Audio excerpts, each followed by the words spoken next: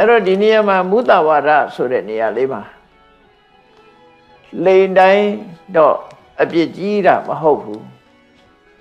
မလိန်တာတော့ကောင်းတယ်ပေါ့သို့တော့ဒီနေရာမှာဒုစရိုက်အနေနဲ့ပြောတဲ့မုသဝါဒကဘာတော့ဆိုရင်သူများအကျိုးစီးပွားပြက်အောင်လိန်တဲ့အလိန်မျိုးဆိုလို့တယ်နော်ဒါကြောင့်မလို့ဒီမှာမုသဝါဒေနအထံပင်စေးရတယ်မုသဝါဒဖြင့်သူတစ်ပါးအကျိုးပျက်စီးအောင်လုပ်တာ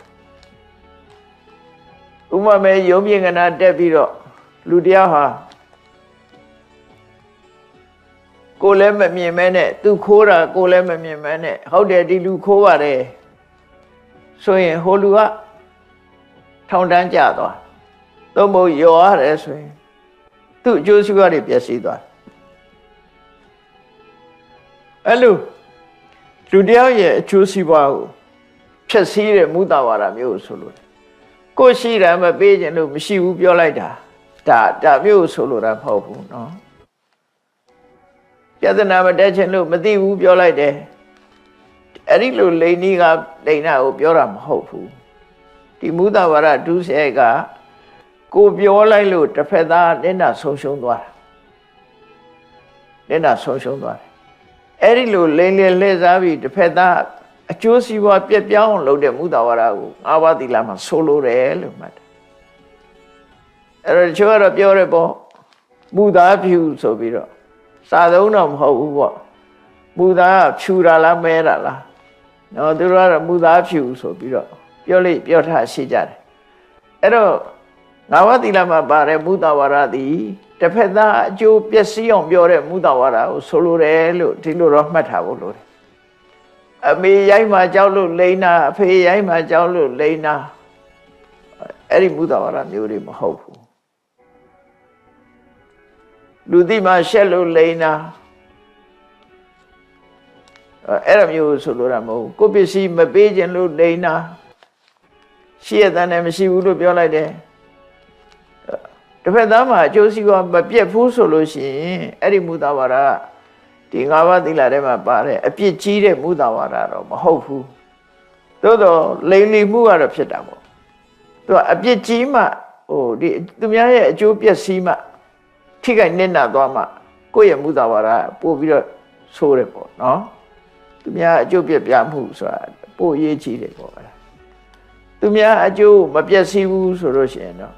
ကိုယ့်ကိုကာဝယ်တဲ့အနေနဲ့လိန်လိုက်တယ်သိတယ်မသိဘူးလို့ပြောလိုက်တယ်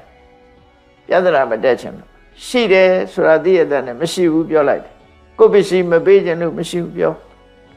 အဲ့လိုမျိုးဆိုလိုတာမဟုတ်ဘူးဒုစရိုက်နဲ့ပတ်သက်တဲ့မုသဝါဒအဲ့ဒါကိုရှင်းရှင်းလင်းလင်းနားလည်ဖို့လိုတယ်ရသော်ဘုရားကိုယ်တိုင်ကမုသဝါဒနဲ့ပတ်သက်ပြီးတော့ဆွေမျိုးညာတိတို့ရဲ့အလဲမှာဖြစ်စေပရိသတ်တွေရဲ့အလဲမှာဖြစ်စေရုံးပြင်ကနာတက်ပြီးတော့ဖြစ်စေသူ့ကိုတတ်သိအရာထားမေးလို့ရှိရင်တဲ့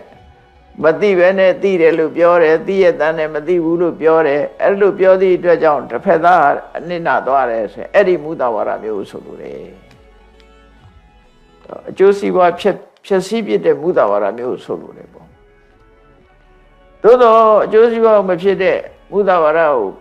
ပြောသင့်သလားဆိုတာအဲ့လိုကြီးတော့လည်းပြောသင့်တယ်လို့တော့ပြောတာမဟုတ်ဘူးသို့တော့ဒုစရိုက်အနေနဲ့မဟုတ်ဘူးသူ့မှာရည်ရွယ်ချက်ရှိတယ်လေသူကြောက်လို့လိမ့်နေဆိုတာအကြောက်ပြေတာပေါ့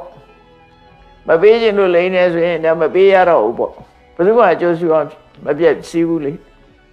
အကျိုးစီးပွားမပြည့်စည်သည့်အတွက်ကြောင့်ပြောမယ်ဆိုရင်ဒီဒုစရိုက်အရာမုသဝါဒမဖြစ်ဘူးလို့ပြောရမှာပေါ့သို့တော့မြတ်စွာဘုရားကဆုံးမတာတော့